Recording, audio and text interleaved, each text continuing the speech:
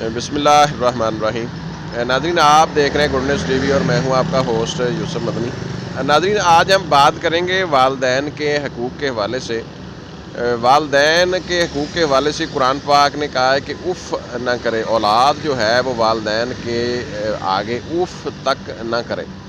ناظرین، یہ ایک فارمولہ بھی ہے کہ اگر ایک گھر بے شک خدا نہ خواستہ وہ غیر مسلم ہی کیوں نہ ہو، اس گھر میں اس کے ماں باپ کی عزت ہو رہی ہے، اس گھر میں ماں باپ کے پاؤں دبائے جاتے ہیں، تو اس گھر میں سکون ہوگا، بے شک وہ مسلمان نہ بھی ہو۔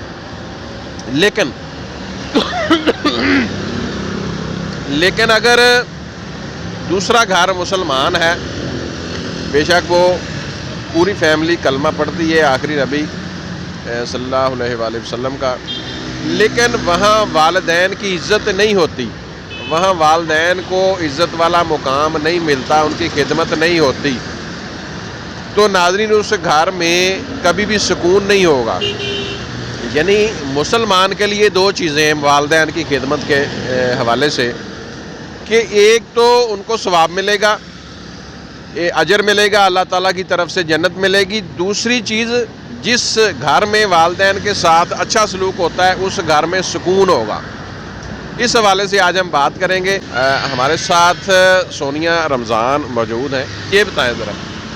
السلام علیکم، میرا نام ہے سونیا رمضان اور میں فیصل آباد سے بات کر رہی ہوں، اور میں آپ کو یہ بتانا چاہتی ہوں کہ جو والدین ہیں نا، دنیا کا سب سے انمول اور بہترین رشتہ ہے۔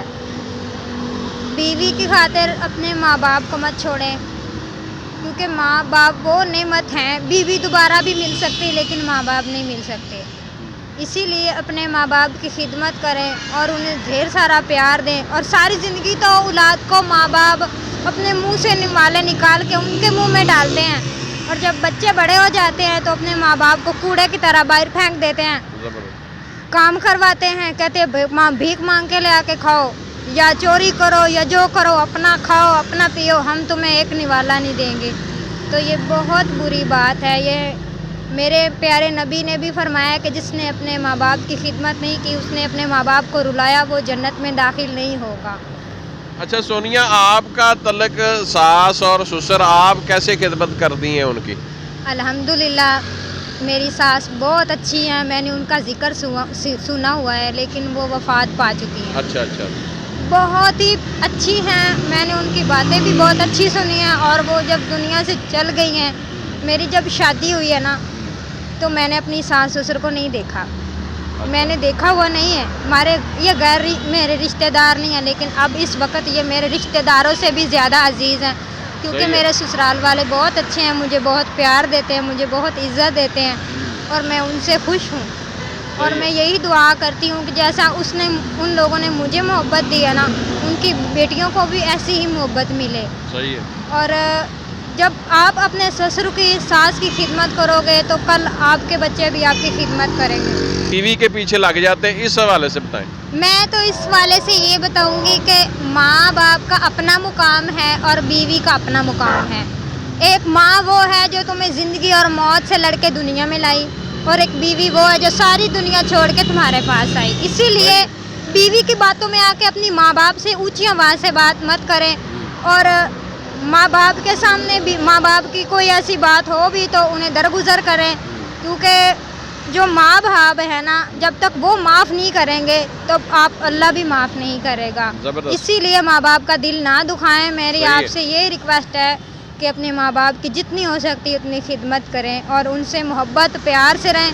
اور ایسے لوگ بھی بہت ظالم لوگ میں نے دیکھے ہیں کہ جو اپنی بیویوں کے خاطر اپنے گھر بار کی لڑائی جھگڑا، پیسہ دولت یا زمین یا جائیداد ایسی کوئی سی چیز بھی اس کی خاطر اپنے ماں باپ کو قتل کر دیتے ہیں۔ یہ بھی بہت ہمارے اسلام کے خلاف ہے۔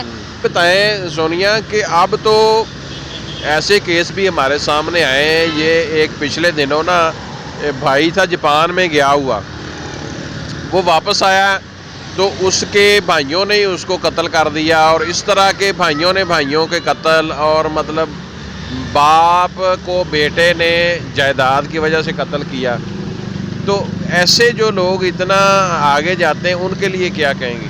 ان کے لیے تو یہ کہوں گی کہ حصہ جو ہے نا ایک گھر کا حصہ ہوتا ہے، اور جو 4 بھائی ہوتے ہیں ایک گھر میں، چاروں کو برابر کا حصہ دینا چاہیے۔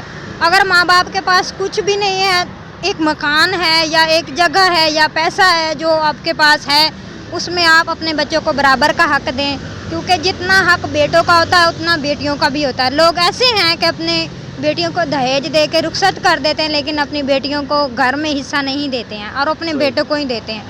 یہ بھی غلط بات ہے، کیونکہ جو بیٹی 20 سال اپنے ماں باپ کے ساتھ رہتی ہے اس کو بھول کے اپنے بیٹوں کے پیار محبت میں مشغول ہو جاتے ہیں۔ یہ نہیں کہتے کہ بیٹے تو آخر وقت آنے پہ آپ کو دھکے مار کے گھر سے نکال دیتے ہیں، بیٹیاں تو پھر بھی ایسی ہیں کہ جو آپ سے محبت رکھتی ہیں اور آپ کا خیال کرتی ہیں اور آپ سے ملتی جلتی ہیں اور آپ کی خدمت میں تابعدار ہوتی ہیں۔ کہتی ہیں کہ بیٹیوں کا حق ماں باپ کو نہیں مارنا چاہیے، جو عموماً ہمارے ایسا ہوتا ہے کہ جو بیٹیوں کو حق حصہ گھر سے، جائیداد سے، زمین سے نہیں دیا جاتا۔